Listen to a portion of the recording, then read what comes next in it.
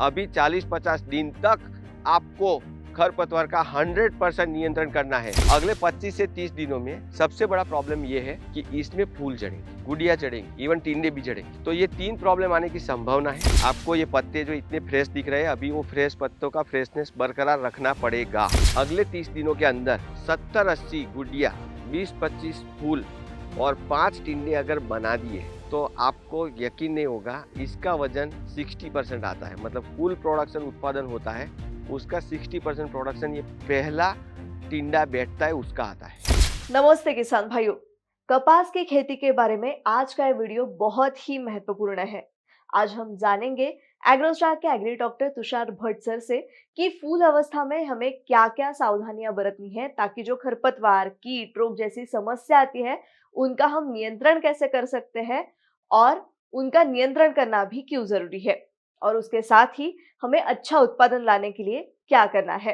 पर उसके पहले हमने देखा है कि आप हमारे वीडियोस को बहुत सारा प्यार देते हैं, उसे लाइक करते हैं, वीडियो के नीचे कमेंट्स भी करते हैं, पर उसके साथ ही आपको हमारे चैनल को सब्सक्राइब भी करना है ताकि ऐसी ही खेती के संबंधित जानकारी हम आप तक पहुंचा सके। तो चलिए शुरू करते हैं आज का ये कपास की खेती का वीडियो। नमस्कार किसान भाइयों। पहला जो पार्ट था वीडियो का आपने बहुत अच्छी तरह से देखा, बहुत सारी कमेंट आई, उसके लिए धन्यवाद। बहुत सारे प्रश्न पूछे हैं किसान भाइयों ने और आशा करता हूं कि हमने जो प्रश्न के जवाब दिए हैं वो आपको पसंद आए होंगे। तो जैसे प्रश्न पूछा गया है उस तरह से हम आगे थोड़ा बढ़ते हैं। अभी ये जो अवस्था है बिजाई से लेके लगभग ये कपास 25 दिन का हो चुका है। उसमें 7 दिन जर्मिनेशन आता है और 25 में से 7 निकल जाता है, तो ये कपास एक्चुअली बाहर आने के बाद 18 दिन का हुआ है। अभी आप देख सकते हैं कि तकरीबन मेरे घुटने तक है, यानी 1 से 1.5 फीट, ज्यादा से ज्यादा 2 फीट का कपास है। हम पहले ये जानेंगे कि अभी क्या होगा। ये 25 दिन तक का विकास कर चुका है। अभी इसमें गुड्डियां आनी शुरू हुई है। जैसे जैसे डालियों का विकास होगा वैसे वैसे गुड्डियां आएगी। मतलब ये कपास ऐसे भी फैलेगा और ऊपर भी फैलेगा। एक्चुअली अगले 25 से 30 दिनों में ये गुडिया, पात बोलते हैं, कोई बमरी तमरी बोलते हैं, एक्चुअली इंग्लिश में स्क्वायर बोलते हैं, उसकी संख्या बढ़ेगी। पहली जो स्क्वायर आई है तो 13 दिनों में बस उसका स्क्वायर का साइज बढ़ता है, फिर उसमें से फूल बन जाता है। फूल का 3 या 4 दिनों में फलिनीकरण होता है और सीधा उसमें टिंडा बन जाता है। तो ये प्रक्रिया पूरी की पूरी 20 से 21 दिन की घटना है। तो अगले 20 दिनों में क्या होगा, जैसे पहली गुड्डी आई, दूसरी गुड्डी आई, तीसरी आई, चौथी आई, पांचवी आई, छठी आई, सातवीं आई, ऐसे करते 8-10 गुड्डी आती है एक डाली पे। और वैसे भी कपास ऐसे ऊपर ऊपर भी बढ़ता है, मतलब ऐसे भी बढ़ता है, ऊपर भी बढ़ता है। तो अगले 25 से 30 दिनों में इसमें कम से कम 80 से 100 गुड़िया होगी, 20 से 25 फूल होंगे और तकरीबन 4 से 5 टिंडे होंगे। 60 से 70% नई गुड़िया बनेगी, 20 से 25% फूल बनेंगे और 2 से 5% जितने टिंडे बनेंगे। अभी आप सोचो कि इसमें क्या हो सकता है। तो पहले नंबर पे हम कीट रोग की बात करते हैं। पहले नंबर पे कीट आएंगे हरा तेला, सबसे ज्यादा ऐसा वातावरण हरा तेला आएगा। दूसरा, अगर बारिश चली गई, सूखा मौसम आया, अगले 15 दिनों में सूखा हो गया तो थ्रिप्स आएगी। यानी हरा तेला या थ्रिप्स को तो आना ही आना है, उसको तो आपको नियंत्रण में लेना है। उत्तरी भारत में आप तो सफेद मच्छर आने की संभावना ज्यादा रहेगी। अभी आगे बढ़ते हैं। ये कीट की बात हुई। रोग नहींवत, मतलब कम से कम आएगा। बहुत ज्यादा ऐसा ही वातावरण अगले 15-20 दिनों तक बना रहा तो एंथ्रेक्नोज है, लीफ स्पॉट है वगैरह रोग आएंगे। तो एक आध दो फफूंदी नाशक का स्प्रे कर दो, आपको कंट्रोल में आ जाएगा। उसका बहुत टेंशन नहीं है मुझे। लेकिन तीसरा जो है बहुत इंपॉर्टेंट है। सबसे बड़ा प्रॉब्लम ये है कि इसमें फूल जड़ेंगे, गुड़िया जड़ेंगी, इवन टिंडे भी जड़ेंगे। तो ये 3 प्रॉब्लम आने की संभावना है। विकास कैसे होगा, अभी क्या प्रॉब्लम आएंगे, अभी हमें क्या करना चाहिए। तो पहले बात मैं बता देता हूँ। अगले 25 दिनों में आपको 1 से 2 स्प्रे हरा तेला, सफेद मच्छर, थ्रिप्स वगैरह को मारने में करना पड़ेगा। अगर आपके वहाँ थ्रिप्स ज्यादा है तो आप एडोनिक्स का प्रयोग कर सकते हैं, सफेद मच्छर है तो एडोनिक्स का प्रयोग कर सकते हैं। थ्रिप्स और सफेद मच्छर ज्यादा है तो बाइफेंटेक्स का प्रयोग कर सकते हैं, बराबर। या तो आप एडोनिक्स नियो का भी प्रयोग कर सकते हैं, या तो जो पुराने मोलेक्यूल है जैसे कि थाइमिथोक्साम, इमिडाक्लोपिड, उसका भी प्रयोग कर सकते हैं, बराबर। लेकिन आपको 1 या 2 टाइम करना पड़ेगा। आपको ये पत्ते जो इतने फ्रेश दिख रहे हैं, अभी वो फ्रेश पत्तों का फ्रेशनेस बरकरार रखना पड़ेगा, नहीं तो गुड़िया कम आएगी, या तो गिर जाएगी, या तो फिर क्या होगा, वृद्धि विकास पूर्णतया होगा नहीं। और इसमें अभी वृद्धि विकास बरोबर हो रहा है तो आपको खाद तो भूलना ही नहीं चाहिए। तो खाद में अभी डालना पड़ेगा आपको नाइट्रोजन। नाइट्रोजन में यूरिया डाले तो बहुत अच्छा है। तो यूरिया के साथ आपने अगर पहले डीएपी नहीं डाला है तो अभी लास्ट मौका है आपके पास, तो डीएपी डाल दे। तो 1 एकड़ में 25 किलो यूरिया 25 किलो डीएपी। अगर आपकी जमीन बहुत खराब है तो संचार ही डालें। जमीन का पीएच इसी मान ज्यादा है तो आप संचार डालें, नहीं तो भूमि का डाल दें। पहले से सल्फर नहीं डाला है तो यहाँ पे आपके पास मौका है, सल्फर भी डाल दे 3 से 6 किलो तक। लास्ट में अभी आपकी जमीन जैसे यहाँ पे दिख रही है, बलुई दोमट जमीन है ये, या तो उससे हल्की जमीन है तो आप मैग्नीशियम भी डाल दें। तो मैग्नीशियम आपको लगभग 5 किलो जितना डालना चाहिए प्रति एकड़। अभी नहीं डाला तो भी चलेगा, लेकिन डाल दो तो अच्छा रहेगा। इतना फर्टिलाइजर डाल के उसको दबा दें। ये न्यूट्रिशन मैनेजमेंट का सॉल्यूशन है। दूसरा, आपके खेत में कुछ प्रॉब्लम है या नहीं है, मेरा आपको रिकमेंडेशन है, आप एक नैनोविटा कैल्शियम का स्प्रे कर दें इसके ऊपर, क्योंकि कैल्शियम की आवश्यकता होती है तो कैल्शियम का भी प्रॉब्लम सॉल्व हो जाएगा। और फ्लावरिंग आ रहा है तो उसमें भी वो हेल्प कर देगा। ये हमें क्या करना चाहिए, में 2 सिचुएशन है। एक तो मानो कि कल होके ये बादल खुल गया, एकदम क्लीन हो गया, तो फ्लावरिंग का मौसम है, आपको फ्लोरेंस का स्प्रे करना है। उसके साथ जिंक का कोई भी स्वरूप आप डाल सकते हो, लेकिन फ्लोरेंस अति आवश्यक मोलेक्यूल है जो आपको छिड़काव करना पड़ेगा।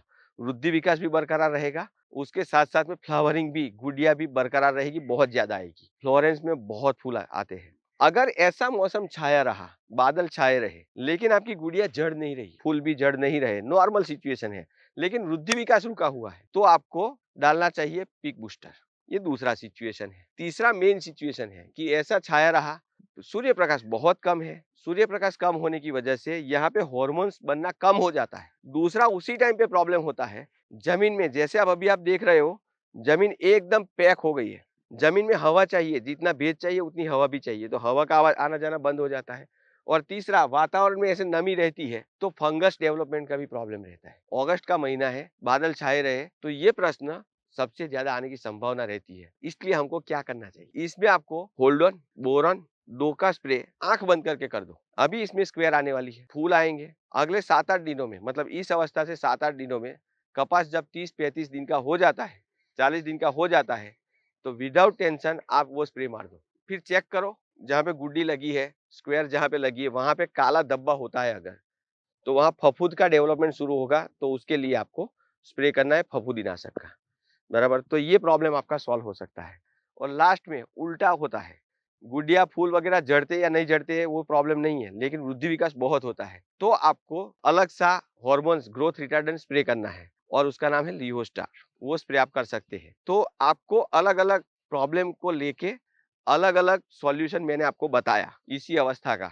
किशन भाइयों, और एक मैंने जैसे बताया कि इसमें कीट आते हैं, रोग आते हैं, वातावरण का प्रश्न होता है, बराबर, तो उसके साथ ही साथ में एक बड़ा प्रश्न आता है। जैसे इस खेत में आप देख सकते हो कि यहाँ पे बहुत सारी खरपतवार है। इसमें 2 तरह की खरपतवार आती है, जैसे गोल पत्ती वाली और एक लंबी पत्ती वाली। अगर ऐसी परिस्थिति में आपके वहां ये खरपतवार की समस्या बढ़ रही है और आपको सिर्फ लंबी पत्ती वाले घास ज्यादा है, जैसे कि सावा वगैरह, तो आप क्विज मास्टर या क्विज मास्टर प्लस का उपयोग कर सकते हैं। और ऐसे गोल पत्ती वाले हैं तो उसको भी नियंत्रण में लेना जरूरी है। लेकिन आपको याद रखना है, अभी 40-50 दिन तक आपको खरपतवार का 100% नियंत्रण करना है। निराई गुड़ाई से करो, चाहे लेबर से करो या तो दवाई से करो, लेकिन बहुत इंपॉर्टेंट है, आपको करना पड़ेगा। अभी आप समझो कि ये कपास हो चुकी है लगभग 25 दिन की, बराबर। अगले 25 दिनों में क्या होगा और हमें कैसे उसको बचाना चाहिए, उसका मैंने पूरा का पूरा विवरण दिया। अगर हमने ये नहीं किया तो क्या होगा, उसका महत्व क्या है। फूल की संख्या, गुड्डियों की संख्या कम रहेगी, जिसका रिजल्ट ये आएगा कि टिंडे की संख्या कम रहेगी।